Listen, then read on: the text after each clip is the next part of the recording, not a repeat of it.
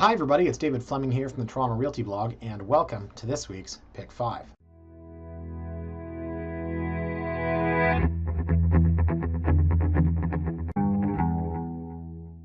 Now last week on Pick 5 we played a bit of a game, and as you guys know, I love games. Games are my favorite. Reminds me of Will Ferrell and Elf. I love smiling. Smiling's my favorite. I just like to smile. Smiling's my favorite. Yeah, great movie.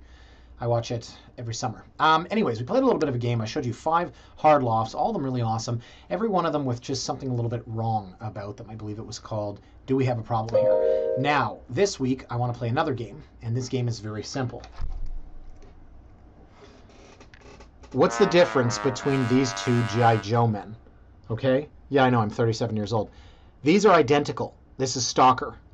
What's the difference? I know you other Joe heads, you guys knew, I don't know if you can see this, one of them's a swivel arm. Can you see that? No, you actually can't. Really? I should edit all this out? No one's going to take me seriously as the top agent at Aussie Real Estate because I collect G.I. Joes? Right. One of them's 82, one of them's 82, 83 with a swivel arm. Joe heads? You guys know what I'm talking about. No, that didn't work. So why don't we play another game? We are going to look at, you ready for it? 5 properties in Bloor West Village within a window. The window is $100,000, and the game today is going to be where is the value? Where is the value with these 5 houses, all of them, and sorry to say $100,000 is a lot of money, but we're looking at houses as low as $1,099,000 and as high as $1,199,000. Very small window. Now, what are these going to sell for? Your guess is as good as mine. In between, say, I don't know, one of them might sell under list, might sit on the market for quite some time. The other one might sell $200,000-300,000 over list. So what I want to do is go through the 5 listings. We're going to judge, not judge based on, we're going to look at the following criteria. Let's get a list up here. So first and foremost, within Bloor West Village is going to be specific location. Within specific location, what we're talking about is, and these should be maybe sub-points, I can't really see how this looks because I'm not editing it. We're going to talk about proximity to transit, and we're going to talk about proximity to Bloor Street. Lastly, school district. So there are 2 really good schools that are in these 5 and one that's not so highly ranked. Now, proximity to transit, and you would think is different from proximity to Bloor. No, what I mean by that is that being close to Bloor is fantastic, but if you were right in between 2 subway stations and transit is your thing, it's not as nice. Maybe you'd be further over a few streets, way closer to the station, but further north and have to walk a little bit more, right, to Bloor Street. So secondly, we're going to look at detached versus semi-detached. Third, we're going to look at lot size. Fourth, we're going to look at number of beds. Fifth, we're going to look at number of baths. And then sixth, last but not least, we're going to look at condition. So let's go to our map here, guys. And what we're going to look at, when I said Bloor West Village, what I mean are 3 things. Bloor West Village, High Park, and Runnymede. And you're going to say, well, hold on a second. Those are 3 completely different areas. They're really not. High Park, if I were to pick a boundary, I would say probably Runnymede. But is it really? Because when you're on Bloor here and you get up towards Clendenin, this is where it really, really starts to change. So along here, for example, there's condos and there's apartments, and then along here is all the infrastructure. Here in the center of High Park, you get all the winding streets. Up in Runnymede, if that's an area, you get towards Dundas. This is all big box. The junction up here, this is where, and we've done this before, I zoom in and point to a bunch of restaurants I've never been to, tell you about how I'm an old man. See this? Cool, the Beat Organic, India Ale House, Subway. Honestly, that's where I would go. And a Playa Cabana, which I think I've been to in the Avenue and, no, not Avenue, maybe Avenue? Yes, Avenue and DuPont. Does that sound right? Okay, so let's draw a box around this, please. We're going to go Jane, down to Bloor, across to Keele, and up to Dundas. But we're also going to include this section here on Babby Point. So this is a very interesting area because on the map, and I'll get to the properties in a minute, just hang with me. On the map, what you don't see is that these streets, okay, Harshaw and Methuen and Raymond, these things are all just very standard streets, extensions almost of Arda and Colbeck. When you go down St. Mark's, and you can't see it here, you go down to Varsity, you're like dropping 300 feet. It is a valley down there. And so there was a property listed, I think it was on Braylorn. Who was it? Karen's listing, I think. And maybe I did it in a Pick 5, actually. Might have. It backed onto this park. It was one of the most unique things I've ever seen. The house itself wasn't really nice. So, you know, great property and great backing onto the park, but you are buying the house after all. So I've got a client on Varsity, a client on Van Stassen. There's another street down here. I can't remember. Gooch? Where's Gooch? I can't find it. There it is, on Gooch. But the thing is, as I said, you dip down. So if we're looking at our list of criteria, how close are you to the subway? How close are you to Bloor?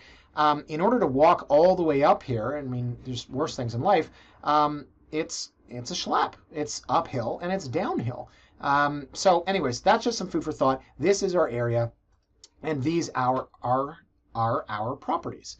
One in High Park, 2 in Bloor West, and 2 over here towards sort of Babby Point. So before we get to these, I want to show you 3 listings, okay? And this is a game that we're playing.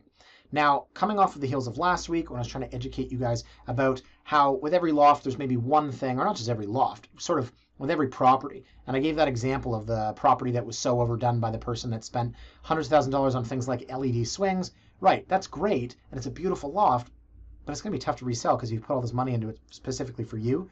You have to find your doppelganger in order to buy it. So again, along the themes of education this week, I'm going to start by showing you 3 properties that have all sold in this area, and I'm going to highlight a number of things that I want to come back to. So first is 39 Azile. 869.9 sells for $1,025,000. 3-bed, 3-bath, 23 by 62 foot lot, no parking, fully renoed. Okay, so we'll take a quick look at the photos here. Doesn't that look beautiful? Doesn't that look beautiful? It's not. The problem with this house, guys, is I walked in there and I have a sixth sense. I told my clients as soon as we walked in, I said, no, not this house. I didn't like the fact that the agent was from outside the city. I'm not even going to go on with that. This door here had a clearance of 5'10". When you have somebody flipping a house that is refusing to, say, cut through brick to offer a real door, or they could have blown this entire thing out and built a deck. 5'10", this teeny little door, and then what was on the other side? A couple of pieces of wood that they built. I don't know, you or I could build it in 5 minutes, sawed together. This house was so corner cutting. By the time we got down to the basement, and I know it looks really nice and everything, but by the time we got down to the basement, which I'm going to show you here, this was weird. It was not finished well. The ceiling was low, and there was just something weird. I had a sixth sense. I went and peeled up some of that crappy tile floor. Underneath was a huge exposed vent. So what's going on there? Is this vent in use? If it is, why did you put flooring over top of it? If it's not, why didn't you get rid of it? Why didn't you seal it? It just had that feeling. It had no parking. It was a 63-foot lot, and somebody paid $1 million for it. Okay? So the next one, guys, is a house that I actually had clients bid on, and this thing was beautiful. This house was fantastic. It was what you call a true family house. I don't like buying flips because people that flip are looking to make money. I like buying from families because I'm pretty sure that mom and dad aren't going to find asbestos and then paint over it so little Lucy and Bobby end up breathing it in. So the specs on this one, guys, 3 beds, 20 feet wide, decent, 114 deep, no parking, finished basement. But what this house was just exceptionally well done. It was not just well done in terms of craftsmanship, it was tasteful. Other than the fact that they had this big item here, the fireplace, which I would take out because I'd want more space, I loved the rest of the house. I really did. The kitchen was massive. It was open concept. They put this in the back, a mudroom, which is perfect because where the hell do you put your coats? And if you've got 3 kids, where do you put boots and mittens and skateboards and all that stuff? So I just can't say enough good stuff about this. I really loved this house. It even had this tandem little room here, which I thought would be like a cool kid's playroom. This here. Anyways, going through these quick because we're not even at pick 5 yet. That was the basement. Love the carpet with thick under padding. I'm a big sucker for carpet in the basement. They even had a built-in bar and a really great backyard. So long story short, this sold for $1.2 million. Now we'll get to this one in Beresford. This came out, and I'll save you the ending here because you can see the price. Came out at $1.098 million, and we went and saw it. And so, you know, Beresford was listed basically at the same price. So this sold for about $210,000 over list. And then we came here, and it was listed at the same price. And I said, no, wait, sorry, $110,000 over list. Yeah, math. Ooh. So then this one came out, and my client said, well, what do you think? Same thing? I said, no, I don't like this house at all. This house had an unfinished basement. This house did have parking. It was on a narrower, shorter lot, and it was 3 beds, 2 baths, but the second bathroom, see this on the main, 1x3 main? Get ready for this. Tell me there's a photo. Tell me there's a photo. They're not going to show it. No. Oh, there it is. Have you ever been to Japan? I have. 2005. I went a little crazy and decided to go over there to train with martial arts. I had a black belt in karate growing up, so I went over there. Anyways, I was staying with a friend of mine, and the very first night I went in the bathroom, middle of the night, to use the bathroom. I guess that's why you go to the bathroom. And I got a soaker. I was really upset. I was wearing socks to bed. It was really cold. The next night, same thing. Until finally I said to him, Ty, what the hell's going on with the bathroom? The floor's soaking wet. And he said, it's a Japanese wet floor. Oh, well, that makes sense. In certain parts of the world, your bathroom basically is your shower. And what they've done on the main floor here is made the bathroom into a shower, which is great if you live in Japan. If you live in Bloor West Village, it doesn't really make a lot of sense. And so to say that this is a three-piece bath to me is really strange, because see that? That's your sink, and that's your toilet, and that's your shower. So yeah, imagine your kid has a friend over, 4-year-old Billy, I don't know, or Jaden, Hayden, Caden, Aiden, Bladen, whatever names you guys have today. Crap, someone watching this kid is named Jaden.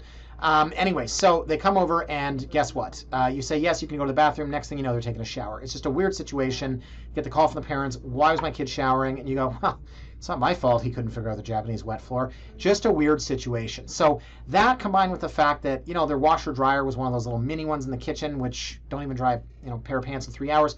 I just didn't like it, and an unfinished basement with poor ceiling height. And it sold for $1.107,500. It had parking, right? But Evan sold for 1.2. So with that said, guys, we can now actually look at our 5 properties. Wow, I can't believe we're so over time. We'll go through these quicker. But you've got an idea now of what to look at, right? I didn't even show you the locations. But if you're looking at a house like that, the second one, the Beresford, if Evans is worth 1.2, Beresford is worth $1 million, not $1.1 million, right? And the Azil house, which to me was a piece of crap, and I'm not a builder, but I can go through there and I can tell you when you're being had. And I told my clients I would not let you buy this. There is a big difference between one house and the next, and we're looking here in this $100,000 window. So I want to go through these with you now and try to educate you. We're playing this game. Where's the value? Okay, so let's take a look here at 483 Willard. First and foremost, location.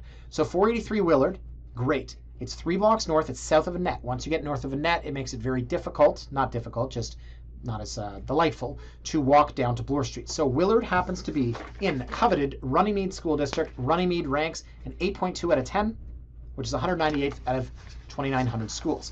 So the house itself is detached, 25-foot lot, 4 beds, 1 bath, and it has what we've got here, mutual drive with 1 car parking. Your guess is as good as mine if it's actually parking. You have to be very difficult, guys, when it comes to parking. Basement, they've put separate entrance. They didn't say finished. They didn't say full. They didn't say renovated. They've just put separate entrance. So the house itself, not in great shape at all. In fact, if you're like me, you're 5'10" and named Dave. God, I've used that a lot. If you're like me, you're looking at this and you're saying, how is this $1.1 million? I don't know. There's your basement. Separate entrance. Yeah, I would have put separate entrance too if I was trying to hide the fact that it is a piece of crap and it's not finished. I'm going through this one quick, guys, because I'm trying to make a point. Oh, it actually does have parking. So you can fit a car through there, and you're parking in your backyard. My point is this. Offers to be reviewed Monday, November 3rd. It's actually a 6 with an RD. Like 3rd, but 6th, and you just switch them. 6erd with a Richmond Hill agent. This house doesn't make any sense to me. Yes, it's attached. Yes, it has 4 bedrooms. But it needs a complete renovation. And it doesn't even have a second bathroom. You're paying $1.1 million to not only share a bathroom with your kids for the rest of your life, no main floor powder room, no main floor Japanese wet floor, no bathroom in the basement. This house makes absolutely no sense to me. Okay, 12 St. Mark's. I love this house. I love this house. Okay, let's go to the map. So here we are, just on the outside looking in. Okay, you can see it's right next to Humbercrest. And this is how far from Jane? Steps. Now, how far from Bloor? Well, now we're north of Annette, so we're getting to be a little bit of a hike. But it's not down the street here. It's not down towards Varsity and Gooch and that. So 12 St. Mark's is in the Humbercrest School District. As I said, let's zoom back in. You're so dizzy right now. You're literally right next to it. Now, this is a blessing and a curse. Yes, you are right next to it, which is great because you can literally see your kids go to school. Or you could be like my friend Will Alsop growing up, who lived on Sharon. Lived on Sharon. Got to go home for lunch and got to see the end of every episode of Out of This World. Remember Out of This World? The girl Evie that could freeze time by going like this? I always had to leave at about 12:48 to get to school in time, and I never saw the ending of a single episode except on PA days, and Will got to see the end of every episode because he lived right next door to the school. Okay, cool. So yes, blessing and a curse, because you live right next to it. It's going to be noisy. There's going to be cars parked there all the time to pick up their kids, but it's also very close. And if your kids like watching reruns at lunch, they could probably watch Out of This World as well. So the house itself is a semi-detached, right? We just came from a detached that was the same price, but this is a 3-bed plus 1 3-bath with a finished basement. It has a private driveway. Holy crap, that's tremendous value, and a detached garage. The house itself on the inside, very nicely done. Open concept main floor with a nice big island. This makes it a little tight on a 21-foot lot. A little tight to call this a family room. It's almost begging for a sort of eat-in kitchen. But it is what you make it. Nice little pantry action happening here. Come on, MLS. There we go. Dining at in the middle and family at the front. So some of the colors you don't like. Some of the photos, they're not the best photos. Okay. Hot water tank rental, furnace, and central air are leased, but will be paid out on closing. Very nice to seller. I would tell them to do the same thing. Why fight over it? Okay, so master bedroom, nice built-ins there. Really crappy photos in this one. God, I hate bad photos. Twin boys, maybe? Third bedroom, basement bedroom. There's your +1 here. And basement rec room, which is not huge. And there is your private driveway. So, this property is absolutely, positively blowing that other one out of the water. They're holding offers, I believe, on the same night. Oh, no, the other one was November 6th. This is November 7th. You could learn a lot from that. So I think that this is 1.2 million, maybe more. Now, why do I think it's 1.2 million, maybe more, when the other one, which we just looked at here, I think is $1,099,000 holding back, and it's a piece of crap. This is detached. Check mark. Congratulations, you have detached. It's 4-bedroom. Congratulations again. You don't really need them. And it's 1 bathroom, and it needs a complete gut. This house is done. It's nice on the inside. It's nice on the outside. It's a deep lot. It's a private driveway. It's a finished basement. You've got a 4th bedroom if you need it, nanny suite, what have you, in the basement. It's got a 2-piece on the main, and I love that location. And it's in a great school district. 1.2 million all day. Okay, moving along. Yes, Colbeck. Now things get interesting, right? Now take the last 2 houses and kind of combine them, and you've got Colbeck. You have a house that's nicely done, but it's detached. So where is Colbeck? 114 Colbeck. Location, fantastic. It is only 1 major block north of Bloor, and Colbeck happens to be in Runnymede School District, which, as we said, was an 8.2. Did I tell you that Humbercrest was an 8.3? I don't think so, but it is. Essentially the same ranking. So the house itself, guys, pretty nicely done. A little more traditional, right? You can see that this wall has not been removed. Not everyone loves open concept. Major wall here on the inside, basically between the stairwell and the hallway leading to the kitchen. You've got a big dining room, and they're very traditional, as I said. There's the wall there. And then your kitchen, which reminds me of everyone's kitchen growing up in Leaside on 28-foot lots. I wasn't even in real estate, but I thought it was really cool that all the houses were the same. I didn't realize they were all built at the same time. My friend Chris lived in, Chris Script grade 5. Chris lived in a house on Rumsey and then a house in Sutherland, and they were identical, literally identical. Okay, so it does have a 1-car garage here. That's legit parking coming off the back. I don't know why they're photos skylight. Okay, master bedroom. Brick fireplaces, so hot right now. You know why they're there? Because they're so expensive to take out, because that brick goes right into the other brick that's, like, you know, holding up your house. So another really bad photos here. Wow. And outside. Downstairs. Boy, this is not a good representation. Oh well, it's only your biggest asset, right? Hire someone who takes photos on their iPhone. There you go.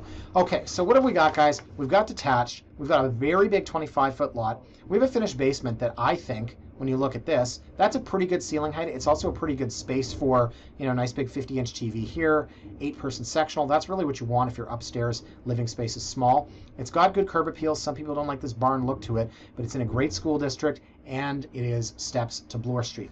So this, I have to think, is $1,250,000. There's a house on Vernon right now that is $1,350,000. Boy, they were listed, I can't remember, at $1,089,000, $1,088,000. They got 5 offers. Didn't take any of them.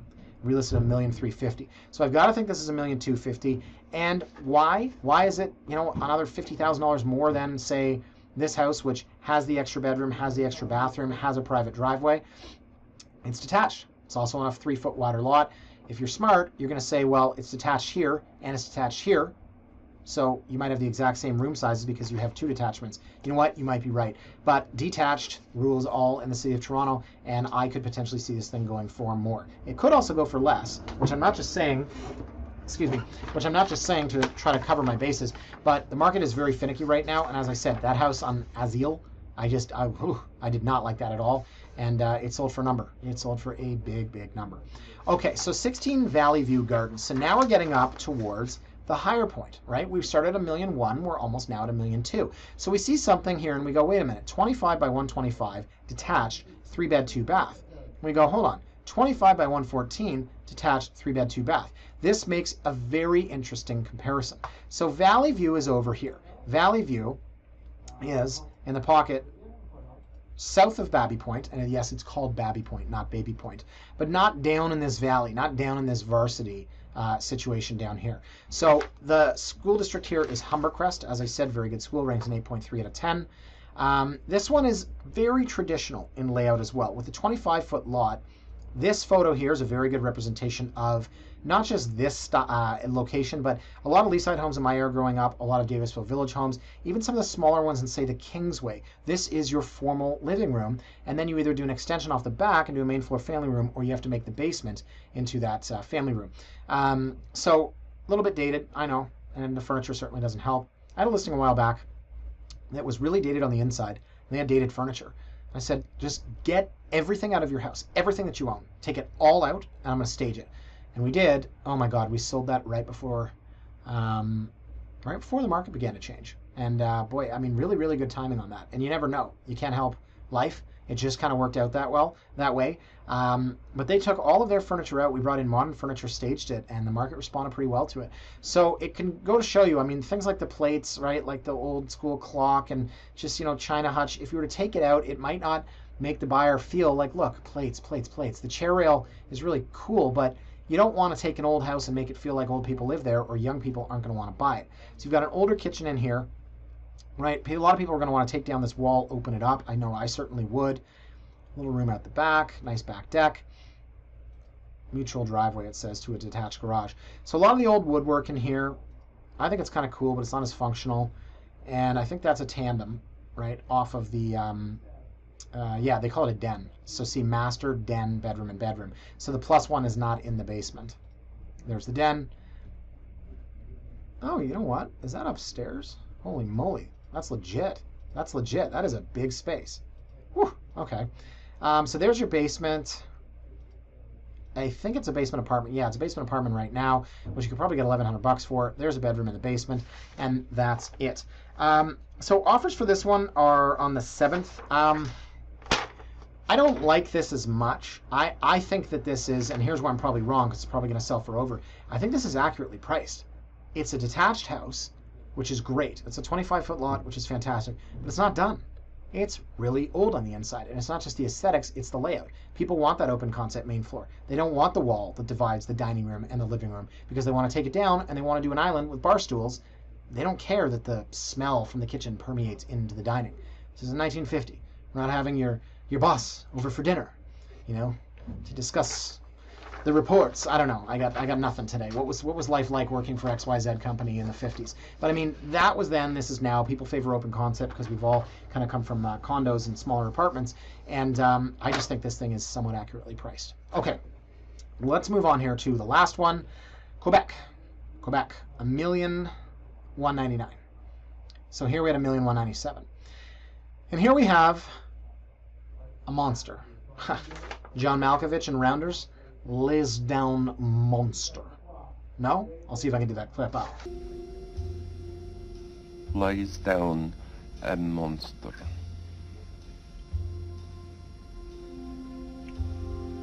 So here we have 225 Quebec Avenue. It's listed at 1.2 million, and you're looking at this monster, and you're saying, how in the world is this listed at 1.2? Well, goes without saying, it's underlisted. This is detached, 2.5 story. 25 by 160, wide and deep, front yard parking, 4 beds, wow, +1 and 3 baths. So, layout-wise, let's go to that first. A 4-piece on the main, a 4-piece on the second, and a 3-piece on the basement. So what you don't have is a bathroom on the third, can't be a master, and what you don't have is, no, that's it, sorry. Yeah, what you don't have is a master ensuite. So again, somewhat typical living space on the main floor. They've taken down a bit of the wall here to open it up, make it feel a little bit larger, which it does once you get to this angle here. You can see right through to the kitchen. 25 feet wide. It definitely feels wider than some of the other ones we've looked at today. This didn't make any sense to me. Why in the world would you leave this? These are electrical wires and plumbing running through the kitchen. There's a few oddities about this. I'm going to go through the rest of the photos with you. It just looks like somebody rushed out of this place, or maybe it was tenanted. Big master bedroom, the tandem. I don't really know what you do in here. Probably make that into a walk-in closet. There's your bathroom. So here's your upstairs. This is the top floor. So if you wanted to, you could blow this thing out. You could add on to the main floor. You could add on to the next floor. The possibilities here are endless because you have a 160-foot lot. But if you're going to use the top floor as a bedroom, you need a bathroom to service it. So right now it's just a kid's playroom or a workspace. Now in the basement, and I don't know if you could tell it, I was looking at the virtual tour earlier. You can't tell. The walls are all marked up. Maybe they airbrushed these photos. It looks like a team of 6 was working down here or something, and they were evicted. And it just didn't really show exceptionally well. So really nice backyard, 160-foot lot. And let's go to Quebec on the map. It's prime High Park. The only issue with this in terms of school districts, of course, is that this falls into a net, which is only a 6.2 out of 10, 1,430th out of 2,900 schools. So you go from Humbercrest and Runnymede, which rank 8.3 and 8.2 respectively, and then you go to this, which is in the 6s, so not the best on a comparative basis. But I mean, I love the value of this, and I have to think, even though it's a little bit weird, I could see this going for 1.4. And if it doesn't go for 1.4, then what the hell's wrong with the market? Because this is a monster, lays down a monster. This house is huge. There's so much potential. And, you know, it's that Edwardian that a lot of people like in High Park. You visualize what a big High Park home looks like, and even into Roncesvalles, or at least between Ronces and Parkside Drive in that area, and this is kind of what you visualize. So, anyways, guys, that's it for this week. Believe it or not, wow, that went really overtime. Thanks for sticking it out. So the point I'm trying to make this week is the following. You've got 5 houses in a $100,000 range, and personally, the one on Willard, I didn't think it was even worth the list. Maybe that's only worth $1 million. Then you've got this one, which I think is worth $200,000 over list. It's 1.4, a $400,000 spread. And you've got to look at these houses based on the location, based on the proximity to transit, based on the school district, based on the semi versus detached, based on the lot size, based on the number of beds, number of baths, and the overall condition. I think that was 6 points. I also want to throw in there, obviously, the parking situation, which some of these had front yard, some of them had wide mutual drives you can actually get through and park, some of them had a fake parking that a lot of people have. Be very, very careful of that. So anyways, guys, hope you played along with that little game. I didn't really quiz you this week like I did last week. Dying to play a solid game of Snakes and Ladders after last week. No, I'm not. Someone told me about the game Sorry. Remember the game Sorry? That was the exact same thing. It was just luck. You roll the dice, and you go along, and if you land on the person, you go sorry, and they have to go back to the start. It's 100% luck. There's no skill involved. I much prefer... Oh, what was that adult board game? I know we got to go here, but what was that game we played with my friend Oren and his wife? Settlers of Catan. Have you ever played Settlers of Catan? One of my friends played it, and I thought he was a nerd, so I was like, okay, that's probably something losers play. And then all of a sudden, we're hanging out with another couple on a Saturday night, which, as you know, I never do. And my friend says, let's play Settlers of Catan. I was like, that's not happening. We played it, and it was unbelievable. It was so much fun. AKA, best night of my life. Anyways, we'll end on that note. Thank you for watching, guys. Have a fantastic weekend. We'll see you next week. Bye for now.